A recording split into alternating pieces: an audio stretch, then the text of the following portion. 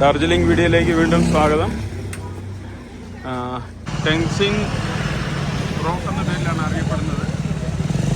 നമ്മുടെ എവറസ്റ്റ് കൊടുമുടി കീഴടക്കിയ ടെൻസിംഗ് ഹിലാരിയുടെ കൂടെ ഉണ്ടായിരുന്ന ടെൻസിംഗ് ഷെർപ്പാൻജിയുടെ പേരിൽ അറിയപ്പെടുന്ന ഒരു മലയാണ്. ഇവിടെ ഇന്നും ചെറിയൊരു പാറയിൽ ഇവിടെ നമുക്ക് കാണാൻ പറ്റും. മൗണ്ട് ക്ലൈംബിങ്ങും കാര്യങ്ങളൊക്കെ ഇവിടെ ചെയ്യിക്കുന്നുണ്ട്. ചെറിയൊരു ഭാഗമാണ് അദ്ദേഹത്തിൻ്റെ ഓർമ്മയ്ക്ക് വേണ്ടി. ഇവിടെ മറ്റൊരു ഹിമാലയൻ ഇൻസ്റ്റിറ്റ്യൂട്ടും ഉണ്ട്, ഹിമാലയൻ മൗണ്ടിങ് ഇൻസ്റ്റിറ്റ്യൂട്ടുണ്ട്. നമുക്ക് കാണാം ഇവിടെ നിരവധി ടൂറിസ്റ്റുകൾ അദ്ദേഹത്തിൻ്റെ പേരിൽ ഇന്നും ഇവിടെ കടന്നു വരുന്നു. നല്ല കാലാവസ്ഥ, നല്ല മഞ്ഞിനാൽ മൂടപ്പെട്ട കാലാവസ്ഥയാണ്. കടന്നു പോകുന്ന മനുഷ്യൻ ഗുജറാത്തിൽ നിന്ന് വന്നതാണ്. നിരവധി വാഹനങ്ങളാണ് ഇവിടെ വരുന്നത്. നോക്കിക്കുക, നല്ല മഞ്ഞ്. ഈ ഫോണിൽ സെർച്ച് ചെയ്തുകൊണ്ടിരിക്കുന്ന വ്യക്തി മല്ലു ആണ്. അതിൻ്റെ യാതൊരു ജാടയോ അഹങ്കാരമോ ഒന്നും ഇല്ലാത്തൊരു മനുഷ്യനാണ്. ഡാർജിലിങ്ങിൻ്റെ മുക്കും മൂലയും അറിയാവുന്ന വ്യക്തിയാണ്. നോക്കി, ഈ പാറയുടെ താഴേക്ക് നോക്കി. മഞ്ഞുമൽ ബോയ്സ് സിനിമ കണ്ടവർക്ക് ഈ ഭാഗമൊക്കെ ഇഷ്ടപ്പെടും. നല്ല കാലാവസ്ഥ, നല്ല മഞ്ഞ്. ഇവിടെ ഒരു ഹോട്ടലുണ്ട്. ഡാർജിലിംഗിൽ ഏറ്റവും കൂടുതൽ അനുഭവപ്പെടുന്നത് വെള്ളത്തിൻ്റെ ക്ഷാമമാണ്. കഴിഞ്ഞ 2 ദിവസമായിട്ട് വെള്ളത്തിന് ഭയങ്കര ക്ഷാമം ഉണ്ടെന്ന് പറഞ്ഞായിരുന്നു. ഇന്ന് നോക്കിയേ, ജനങ്ങൾ മലമുകളിൽ നിന്ന് വരുന്ന വെള്ളം ഇങ്ങനെ പൈപ്പുകളിൽ നിന്ന് ശേഖരിച്ച് കിട്ടുന്ന. ഇവിടെ മുകളിൽ നോക്കി, ഇവിടെ ഒരു മൗണ്ട് ക്ലൈംബിങ് ഒരു ഏരിയ ആണ്. അവിടെ എഴുതി വെച്ചിട്ടുണ്ട് റോക്ക് ക്ലൈംബിംഗ് ട്രെയിനിങ് ഏരിയ.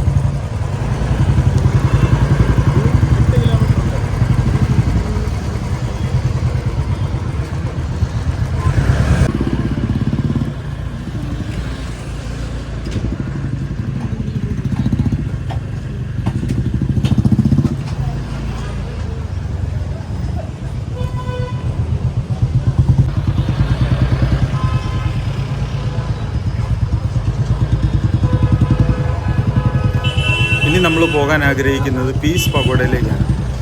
ഡാർജിലിംഗിൽ വരുന്നവർക്കൊക്കെ വളരെ സുപരിചിതമായ ഒരു സ്ഥലമാണ് പീസ് പഗോഡ. പീസ് പഗോഡയിലേക്ക് ഞങ്ങൾ പൊയ്ക്കൊണ്ടിരിക്കുന്നു. പീസ് പഗോഡയുടെ മുമ്പിലായി ജപ്പാൻ ഗവൺമെൻറ് പണിത ഒരു ജാപ്പനീസ് ബുദ്ധ പഗോഡയെ നമുക്ക് കാണാൻ സാധിക്കും. കാണുന്നതാണ് ഡാർജിലിംഗ് പീസ് പഗോഡ. ബുദ്ധൻ സമാധിയായെന്ന് പറയപ്പെടുന്ന സ്ഥലമാണിത്.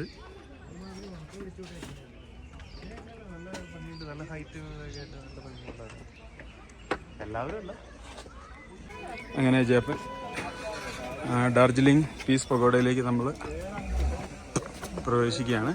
ഇവിടെ ഒരു ജാപ്പനീസ് ബുദ്ധിസ്റ്റ് ടെമ്പിൾ ഉണ്ട്. ഇവിടെ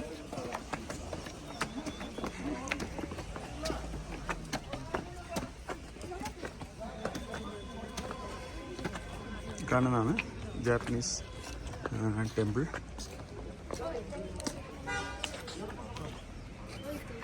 Japanese temple, Buddha Mandir, world peace pagoda.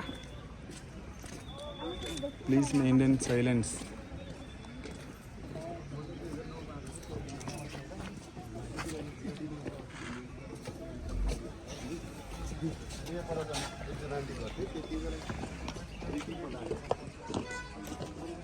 ഡാർജിലിംഗിൻ്റെ ഏകദേശം മധ്യഭാഗത്തായിട്ടാണ് ഇത് സ്ഥിതി ചെയ്യുന്നത്.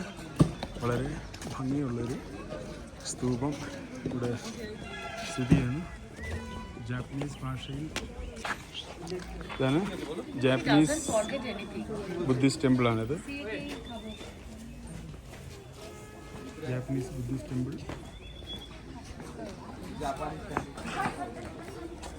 അങ്ങനെ നമുക്ക് പീസ് പഗോഡയിലേക്ക് നമുക്ക് പോകാം. പല കാര്യങ്ങളും ഇതിനെപ്പറ്റി പറയപ്പെടുന്നുണ്ട്. ഇത് ബുദ്ധൻ സമാധിയായെന്ന് പറയപ്പെടുന്ന ഒരു സ്ഥലം കൂടിയാണിത്. നല്ല കോടമഞ്ഞുണ്ട്. അതോടൊപ്പം പൈൻ മരങ്ങളാൽ ചുറ്റപ്പെട്ട ഒരു ഭംഗിയുള്ള സ്ഥലം.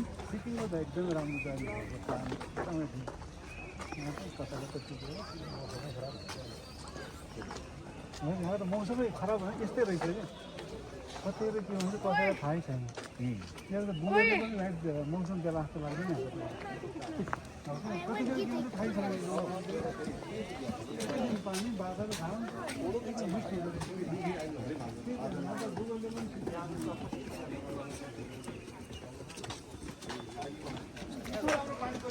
ഇവിടെ ഫോട്ടോ എടുക്കാൻ സാധിക്കത്തില്ലെന്നാണ് പറയുന്നത്. ഇത്രയും വലിയ പൗലോസാണ്.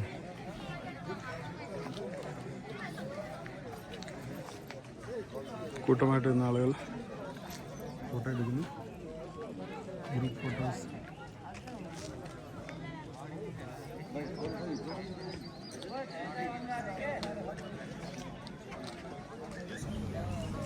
ഇവിടെ ധാരാളം ടൂറിസ്റ്റുകൾ കടന്നു വരുന്നു. എല്ലാ മതവിഭാഗത്തിൽപ്പെട്ട ജനങ്ങളും ഇവിടെ കടന്നു വരുന്നുണ്ട്. നിങ്ങളിപ്പോൾ കാണുന്നത് നേപ്പാൾ പൊക്രായിലുള്ള ഒരു CBSE സ്കൂളിലെ കുട്ടികളും അധ്യാപകരുമാണ്. അവർ പഠനത്തിൻ്റെ ഭാഗമായി ഡാർജിലിങ്ങിലെ പഗോഡകൾ വിസിറ്റ് ചെയ്യുന്ന കൂട്ടത്തിൽ ഈ പീസ് പഗോഡയിലും കടന്നു വന്നു. അവരോട് അധ്യാപകരോടും കുട്ടികളോടും സംസാരിക്കാനിടയായി.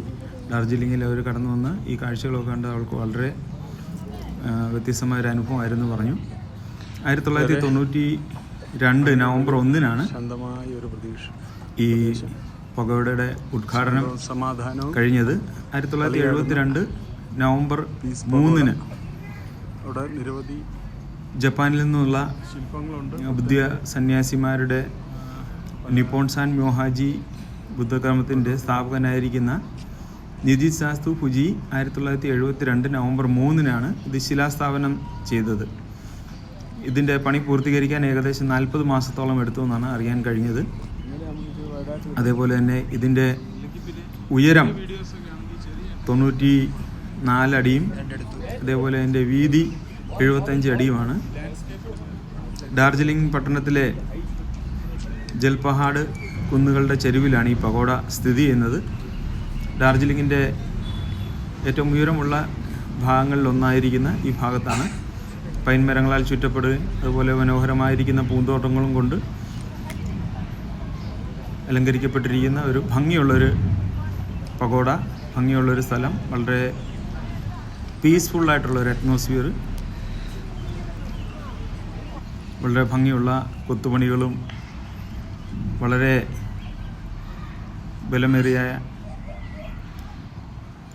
തൂണുകളും മറ്റുമൊക്കെയുമായി ഇത് വളരെ ഭംഗിയായ രീതിയിൽ ഇത് പണി കഴിപ്പിച്ചിട്ടുണ്ട്. ഡാർജിലിങ്ങിൽ കടന്നു വരുന്നവർ മസ്റ്റ് വാച്ചായിട്ടുള്ളൊരു സ്ഥലമാണിത്. എനിക്ക് ഇത്ര ഭംഗിയുള്ള വ്യത്യസ്തമായ പൂക്കളാണ് നമുക്കിവിടെ കാണാൻ കഴിയുന്നത്. വിനോദസഞ്ചാരികൾ ധാരാളം പേര് ഇവിടെ കടന്നു വരുന്നുണ്ട്. നല്ല ഭംഗിയുള്ളൊരു സ്ഥലം.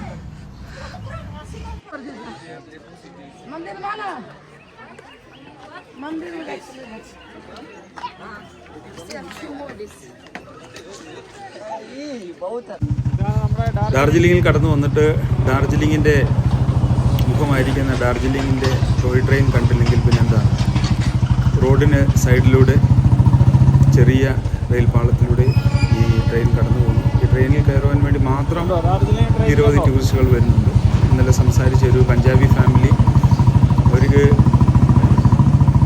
ഈ ട്രെയിനിൽ യാത്ര ചെയ്യാൻ വേണ്ടി മാത്രം, ഡാർജിലിങ്ങിൽ ഇവിടെ ട്രെയിനിൽ കയറാൻ വേണ്ടി മാത്രം കുട്ടികളുടെ അവധി സമയമായതിനാൽ ഒരു ഫാമിലിയായി ഇത് മാത്രമുള്ള മറ്റു സ്ഥലങ്ങളിലൊന്നും അവർ വിസിറ്റ് ചെയ്യുന്നില്ല. അവർക്ക് ടൈമും കുറവാണെന്ന് പറഞ്ഞു. കുട്ടികൾ പഠിക്കുന്നത് ചെന്നൈയിലാണ്. ഇവിടുന്ന് അവർ നേരെ കാർത്തികര എയർപോർട്ടിലെത്തുകയും അവിടുന്ന് ചെന്നൈ കുറേ കാര്യങ്ങൾ സംസാരിക്കാനിടയായി. വളരെ സ്റ്റഡി ചെയ്ത് ഈ ഡാർജിലിങ്ങിനെ പറ്റിയും അതേപോലുള്ള ചുറ്റുവട്ടത്തുള്ള ഭൂപ്രകൃതിയെ പറ്റിയും ഇവിടുത്തെ ജനങ്ങളെ പറ്റിയൊക്കെ ആ കുട്ടികൾ വളരെ ഭംഗിയായിട്ട് സംസാരിക്കുന്നത് കേട്ടു. ഇവിടെയുള്ള ആളുകൾക്ക് പോലും ഇല്ലാത്ത ഒരു അറിവ് അവരിൽ നിന്ന് ഞങ്ങൾക്ക് കിട്ടി. ഇതിനെപ്പറ്റി വളരെ ആഴമായി സ്റ്റഡി ചെയ്തിട്ടാണ് ഈ സ്ഥലം വിസിറ്റ് ചെയ്യാൻ വേണ്ടി വന്നത്. കടന്നു വരുന്ന ആളുകളൊക്കെയും ഇവിടുത്തെ ഭൂപ്രകൃതിയും അതേപോലെ ഇവിടുത്തെ വ്യത്യസ്തമായ ഭാഷയും വ്യത്യസ്തമായ സംസ്കാരങ്ങളെയും പറ്റിയും പഠിക്കുന്നത് നമുക്ക് കുറച്ചുകൂടി ഒരു നല്ലൊരു അനുഭവമായിരിക്കും. പല വിഭാഗത്തിൽപ്പെട്ട ആളുകൾ ഇവിടെ താമസിക്കുന്നുണ്ട്. നേപ്പാളി വിഭാഗത്തിലുള്ള ജനങ്ങളാണ് ഏറ്റവും കൂടുതൽ. ഡാർജിലിങ്ങിനെ പറ്റി പറയുകയാണെങ്കിൽ ഡാർജിലിങ്ങിൻ്റെ മലനിരകൾ ഏകദേശം 20,000 ആളുകളെ മാത്രം ഉൾക്കൊള്ളാനുള്ള ശേഷി മാത്രമേ ഇവിടുത്തെ ഈ മലനിരകൾക്കുള്ളൂ. ഇപ്പോഴത്തെ കണക്ക് വെച്ച് നോക്കുമ്പോൾ ഈ ഡാർജിലിംഗ് പട്ടണത്തിൽ ഏകദേശം 5 ലക്ഷത്തിലധികം ആളുകൾ താമസിക്കുന്നുണ്ടെന്നാണ് അറിഞ്ഞത്. അതുകൊണ്ട് ജലത്തിൻ്റെ ദൗർലഭ്യത വളരെ വലുതാണ്. അതേപോലെ റോഡ്, ട്രാഫിക്, വണ്ടി പാർക്ക് ചെയ്യാനുള്ള സൗകര്യം, ബിൽഡിങ്ങുകൾ കെട്ടുന്നതിലുള്ള അപര്യാപ്തത, സാധനങ്ങൾ എത്തിക്കാനുള്ള ബുദ്ധിമുട്ട് ഒക്കെ വളരെ വളരെ കൺജസ്റ്റഡായി മാറിക്കൊണ്ടിരിക്കുന്നു. ടൂറിസ്റ്റുകളുടെ കടന്നുവരവ്, മറ്റ് സ്ഥലങ്ങളിൽ നിന്നുള്ള ആളുകൾ ഇവിടെ കടന്നു വരികയും താമസിക്കുകയും അതുപോലെ ബിസിനസ് കാര്യങ്ങൾക്കൊക്കെയുമായി പല സ്ഥലങ്ങളിൽ നിന്ന് രാജ്യത്തിൻ്റെ വിവിധ സ്ഥലങ്ങളിൽ നിന്നുള്ള ആളുകൾ ഇവിടെ വന്ന് താമസിക്കുന്നു.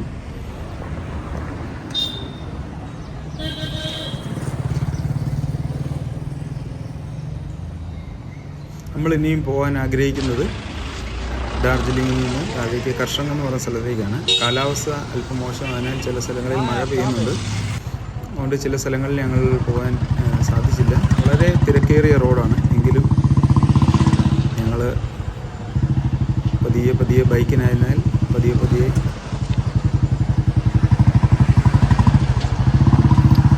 ഓവർടേക്ക് ചെയ്ത് ഞങ്ങൾ വളരെ ദൂരം താണ്ടി. ഞങ്ങൾ 4 വീലറിലാണ് വന്നിരുന്നെങ്കിൽ വളരെ ബുദ്ധിമുട്ടായി പോയേനെ മുന്നോട്ട് പോകുവാൻ.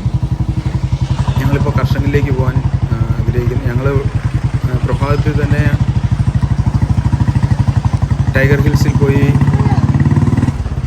സൺറൈസൊക്കെ കാണണമെന്ന് ആഗ്രഹമുണ്ടായിരുന്നു. പക്ഷേ കാലാവസ്ഥ മോശമായിരുന്നാൽ പോകാൻ സാധിച്ചില്ല. ഞങ്ങളിപ്പോൾ കർഷങ്ങിൽ ഞങ്ങളുടെ ഒരു സുഹൃത്തിൻ്റെ വീട്ടിലേക്ക് പോയിക്കൊണ്ടിരിക്കുന്നു. കർഷങ്ങിനെ സംബന്ധിച്ചിടത്തോളം നമുക്ക് വളരെ അറിയാവുന്നൊരു സ്ഥലമാണ്. മലഞ്ചെരുവിലിരിക്കുന്ന ഒരു പട്ടണമാണ്. വളരെ ഭംഗിയുള്ള തേയിലത്തോട്ടങ്ങളാൽ ചുറ്റപ്പെട്ട ഒരു പട്ടണം. നമ്മുടെ നാട്ടിലൊക്കെ കൊടുംചൂട് അനുഭവപ്പെടുന്ന ഈ സമയത്ത് ഇവിടെ നല്ല തണുപ്പാണ്. ഞങ്ങൾ ഇന്നലെ താമസിച്ച ബനൂസ് ഹോം സ്റ്റേ നമ്മുടെ സുഹൃത്തായ ബനു ദീദിയുടെ ഹോം സ്റ്റേ ആണ്. ഏകദേശം ഉള്ള പരിചയമാണ്. ലോകത്തിലെ ഏറ്റവും ഉയരത്തിലുള്ള റെയിൽവേ സ്റ്റേഷൻ നമ്മൾ ഇന്നലെ രാത്രി കണ്ട റെയിൽവേ സ്റ്റേഷനാണിത്. ലോകത്തിലെ ഏറ്റവും ഉയരത്തിൽ എത്ര ഭംഗിയുള്ള റെയിൽവേ സ്റ്റേഷൻ. ഇത് പറയപ്പെടുന്നത് ലോകത്തിലെ ഏറ്റവും ഉയരത്തിലിരിക്കുന്ന റെയിൽവേ സ്റ്റേഷനാണ് ഇത് അറിയപ്പെടുന്നത്. 7000 അടിയിൽ ഉയരത്തിലാണ്. ഇവിടുന്ന് റോഡ് രണ്ടായിട്ട് തിരിയുന്നു. ആ റൈറ്റ് സൈഡിലേക്കുള്ള റോഡിലൂടെ പോയാൽ നമ്മൾ നേരെ പശുപതി, അതായത് നേപ്പാൾ ബോർഡർ പശുപതിയിലേക്ക് എത്തും. അവിടുന്ന് നമുക്ക് കന്യാം, ഫിക്കൽ, കിലാം, സന്തക്പു ഒക്കെ ആ റൂട്ടിലൂടെ പോയാൽ നമുക്ക് സന്ദർശിക്കാൻ പറ്റും. സന്തക്പുവിനെ പറ്റി വാഹനപ്രേമികൾക്ക് വളരെ അറിയാവുന്നൊരു സ്ഥലമാണ്. പഴയകാല ലാൻഡ് റോവർ വണ്ടികൾ അവിടെ നിന്ന് ടാക്സിയായിട്ട് ഉപയോഗിക്കുന്ന 1972-74 കാലഘട്ടങ്ങളിലുണ്ടായിരുന്ന ലാൻഡ് റോവർ വണ്ടികളാണ് ഇന്ന് സന്തക്പൂരിലെ ടാക്സിയായിട്ട് യൂസ് ചെയ്യുന്നത്. പല യൂട്യൂബിലൂടെയും പല വീഡിയോസിലൂടെയൊക്കെയും റീൽസിലൂടെയൊക്കെ നമ്മൾ അതിനെപ്പറ്റി കേട്ടിട്ടുണ്ടാകും. നല്ല കാലാവസ്ഥ, ഏത് നിമിഷവും മഴ പെയ്യാവുന്ന രീതിയിൽ മേഘത്താൽ മൂടപ്പെട്ടിരിക്കുന്നു. അതോടൊപ്പം തന്നെ നല്ല തണുപ്പുമുണ്ട്. ഞങ്ങൾ പതിയെ മുന്നോട്ട് പോയിക്കൊണ്ടിരിക്കുന്നു. ഇവിടെ വാഹനങ്ങൾ പാർക്ക് ചെയ്യാനുള്ള ഒരു ബുദ്ധിമുട്ടാണ് ഏറ്റവും അധികമായി നമുക്ക് ഇവിടെ നേരിടുന്നത്. വാഹനങ്ങളുടെ ക്രമാതീതമായ കടന്നുവരവും വളരെ തിരക്കനുഭവപ്പെടുന്നു. ഒരു സിസ്റ്റമാറ്റിക്കലി ഒരു പാർക്കിംഗ് സൗകര്യവും കാര്യങ്ങളൊന്നും ഇവിടെ ഇല്ലാത്തത് വളരെ ഒരു ബുദ്ധിമുട്ടാണ്. ഇവിടം തൊട്ട് നമുക്ക് അല്പം റോഡ് ഫ്രീ ആയിട്ട് കാണുന്നു.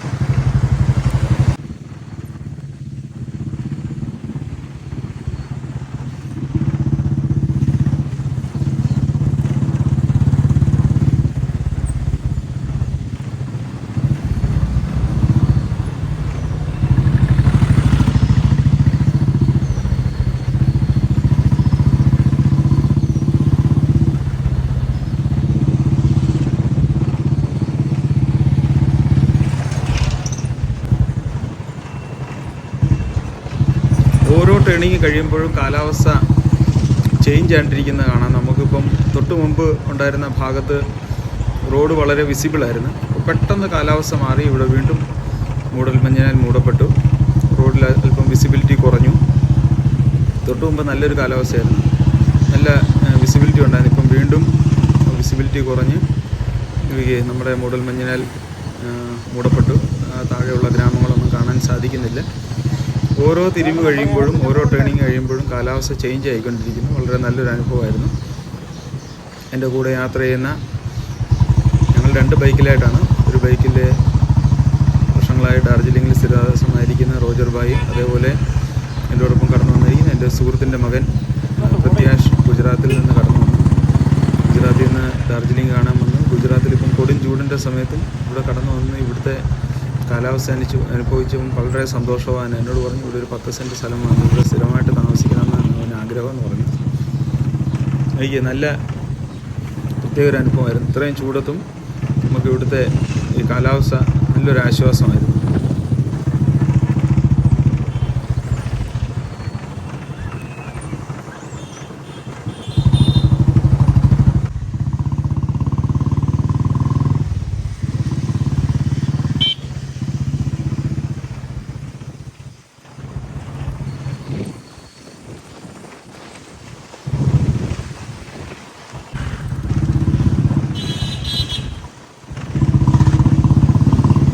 നമ്മൾ ഡാർജിലിംഗ് താഴേക്ക് വരുമ്പോഴും വളരെ ഭംഗിയുള്ള നിർമ്മിതികളാൽ അലങ്കരിച്ചിരിക്കുന്ന റോഡ് ചെരുവുകളാണ്. വളരെ നല്ല പെയിൻറ്റിങ് ഒക്കെ ചെയ്ത് വളരെ ഭംഗിയായ രീതിയിൽ ക്രമീകരിച്ചിരിക്കുന്ന മോണസ്റ്റുകൾ നമുക്കിവിടെ കാണാൻ സാധിക്കും. മതിലുകളൊക്കെ വളരെ വൃത്തിയായി സംരക്ഷിക്കപ്പെട്ടിരിക്കുന്നു. അതുപോലെ റോഡ് സൈഡിൽ യാതൊരു ചപ്പ് ചേറുകളോ മറ്റുമൊന്നും ഇടാതെ വളരെ വൃത്തിയായി സൂക്ഷിച്ചിരിക്കുന്നു. വീണ്ടും താഴേക്ക് ഇറങ്ങും തോറും വീണ്ടും കാലാവസ്ഥ മാറിക്കൊണ്ടിരിക്കുന്നു. നമ്മുടെ വിസിബിലിറ്റി വളരെ കുറയുന്നു. ക്യാമറയിൽ വളരെ വ്യക്തമായി കാണുന്നുവെങ്കിലും നമ്മൾ വണ്ടി ഓടിക്കുന്നവർക്ക് കൃത്യമായിട്ട് റോഡ് കാണാൻ സാധിക്കുന്നില്ല. ഫോഗ് ലൈറ്റിൻ്റെ ഉപയോഗത്താൽ അല്പമായി നമുക്ക് റോഡ് കാണുന്നുണ്ട്. ക്യാമറയിൽ വളരെ വ്യക്തമായിട്ട് രീതിയിൽ ഒരു പക്ഷേ നമുക്ക് മുമ്പിലുള്ള വാഹനങ്ങൾ കാണാമായിരിക്കും. പക്ഷെ നമ്മൾ അല്ലാതെ നോർമലായി നോക്കിയാൽ നമുക്കങ്ങനെ വ്യക്തമായി കാണാൻ സാധിക്കുന്നില്ല. ഡാർജിലിംഗിലും അതേപോലെ ഹിമാലയൻ മലനിരകളിൽ എവിടെയും പോയി കഴിഞ്ഞാൽ നമുക്ക് ഏറ്റവും കൂടുതൽ കാണാൻ സാധിക്കുന്ന ഒരു വാഹനമാണ് ടാറ്റ സുമോ. ടാറ്റ സുമോ ഏത് കാലാവസ്ഥയിലും ഏത് ആൾട്ടിറ്റ്യൂഡിലും ഏത് ഉയരത്തിലും എത്ര ഭാരവും വഹിച്ചുകൊണ്ട് കയറി പോകുന്നത് കാഴ്ച കാണാം. നമ്മുടെ നാട്ടിലുള്ള ചില ആളുകൾക്ക് അങ്ങനെ ടാറ്റ സുമോ അത്ര പ്രിയങ്കരമല്ല. എന്നാൽ ഇവിടെ ഏറ്റവും കൂടുതൽ വെയിറ്റും ഏറ്റവും കൂടുതൽ ആളുകളെയും കൊണ്ട് ഏറ്റവും ഉയരത്തിൽ സഞ്ചരിക്കുന്ന ഒരു വാഹനമാണ് ടാറ്റ സുമോ. रैक्सी पहुंच जा, रैक्सी पहुंच जा, रैक्सी।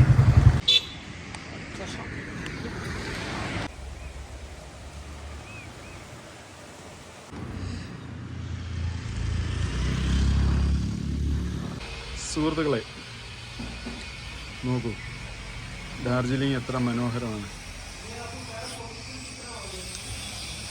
ഞങ്ങൾ അല്പം ഭക്ഷണം കഴിക്കുവാൻ വേണ്ടി നിർത്തിയ ഹോട്ടലിൻ്റെ ചെറിയൊരു വില്ലേജ് ഉണ്ട്. മട്ടുപ്പാവിൽ നിന്നുള്ളൊരു കാഴ്ചയാണ് ഈ കാണുന്നത്. വളരെ ഭംഗിയുള്ളൊരു താഴ്വര, അതിൻ്റെ താഴെ ചെറിയൊരു വില്ലേജ്, ഭംഗിയുള്ളൊരു വില്ലേജിൻ്റെ ചുറ്റുവട്ടത്ത് നല്ല 10-15 പിള്ളേരുമായിട്ട് ഭംഗിയുള്ള മരങ്ങളും പൂക്കളും കൊണ്ട് ഒരു വീടുകളൊക്കെ അലങ്കരിച്ചിരിക്കുന്നു. താഴെ നല്ലൊരു ബ്യൂട്ടിഫുൾ ഒരു ടീ ഗാർഡൻ കാണാം. അതിൻ്റെ ചെരുവിലായി സൊനാഡ എന്ന് പറയുന്ന സ്ഥലം നമുക്ക് കാണാം. സൊനാഡ ഡാർജിലിംഗിലേക്ക് വരുന്നതിന് മുമ്പുള്ള ഒരു ചെറിയൊരു പട്ടണമാണ്. എനിക്ക് എവിടെയും ഇന്ന് മേഘങ്ങളാൽ മൂടപ്പെട്ടിരിക്കുന്നു. ഇന്നത്തെ കാലാവസ്ഥ നല്ല തണുപ്പുള്ളൊരു കാലാവസ്ഥയാണ്.